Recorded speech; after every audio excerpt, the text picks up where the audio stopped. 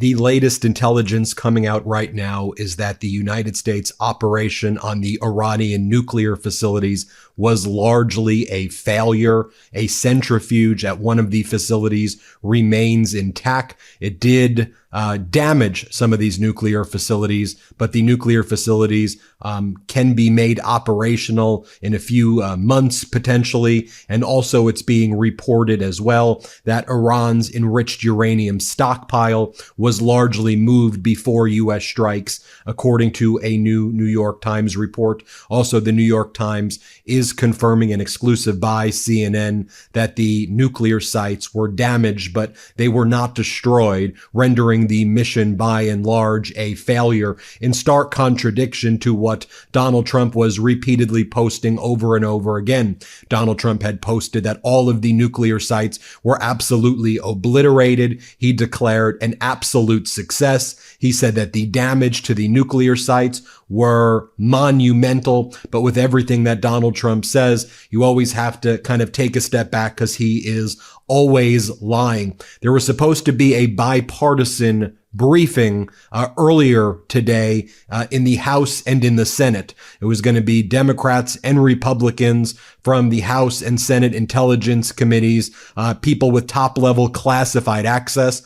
This classified meeting was abruptly canceled at Donald Trump's demand. Donald Trump refused to make people from his administration accessible. He claims that it was just to delay it for Thursday, but I think that, especially now as we're getting some of the information, it obviously seems that Donald Trump was trying to cover up the latest intelligence out there, which is that these operations that Trump was bragging about did not achieve the objective of the mission. Let's go through what we know right now. So CNN dropped the exclusive early U.S. intel assessment, suggests that the strikes on Iran did not destroy nuclear sites.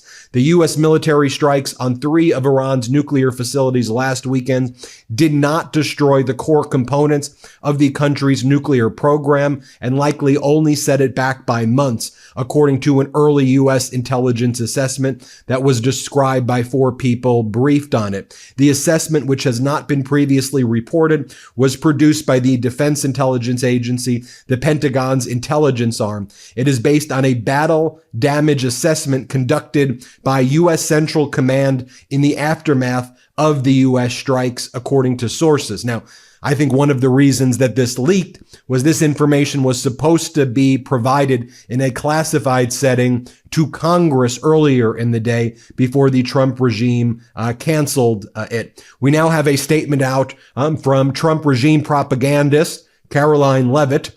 She says the following: the alleged assessment is flat out wrong and was classified as top secret, but was still leaked to CNN by an anonymous low-level loser in the intelligence community. Pause right there.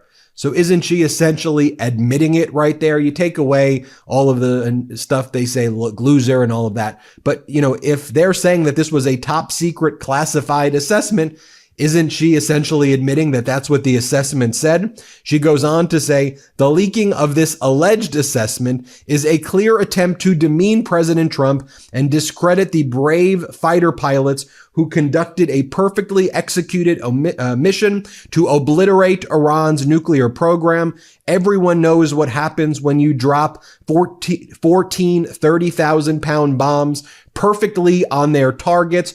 Total obliteration. We do know what happens when the Trump regime speaks. They lie about absolutely everything, and that appears to be what is taking place as well. New York Times reporting the strike set back Iran's nuclear program by only a few months. The U.S. report says now that the New York Times has its hands on those reports as well. Also, seems like the ceasefire that Donald Trump claimed existed, which we were telling you seemed to be BS as well, that is not being followed either. The latest data that we have from Israel's military chief of staff, they say the campaign against Iran is not over and that strikes will almost certainly continue. No wonder Donald Trump's approval right now has sunk to 40%. His disapproval's at 50%. This is Trump's lowest approval from the Gallup poll, and it's consistent with the Quinnipiac we showed you, the YouGov, the Reuters Ipsos, which all have them anywhere from around 38 to 40% approval, some of the worst approval rankings in presidential history at this time. Okay, let's talk about Trump canceling the hearing earlier today, the classified briefing that was supposed to take place on the Hill. Democratic Congress member Jason Crow announced, completely unacceptable. The Trump administration canceled our briefing. Congress and the American people deserve answers from the Trump administration. America does not want to be pulled into another Middle East conflict. We deserve answers now. Who was supposed to be at the briefing? Tulsi Gabbard, Director of National Intelligence, John Ratcliffe, Director of the CIA, General Dan Kane, Chairman of the Joint Chiefs of Staff, Christopher Landau, Deputy Secretary of State, and Stephen Feinberg, Deputy Secretary of Defense. Marco Rubio was never supposed to be there anyway. You saw the list right there. So the fact that they're using it as an excuse that Rubio is not there is total BS.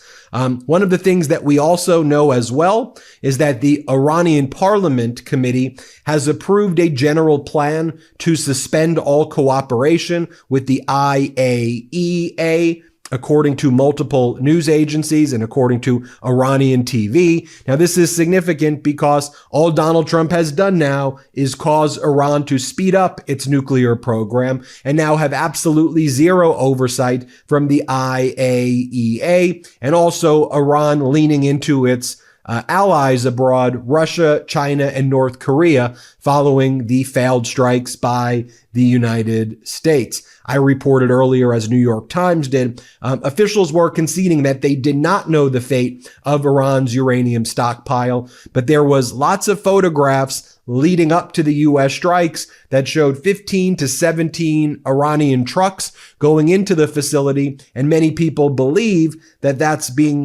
was triggered by Donald Trump announcing his intentions on social media and bragging about it at various press conferences that Donald Trump had, that also we were covering here on the Midas Touch Network. So from that New York Times article, there was evidence, according to 2 Israeli officials. Now that's confirmed by our own damage assessment by our Department of Defense.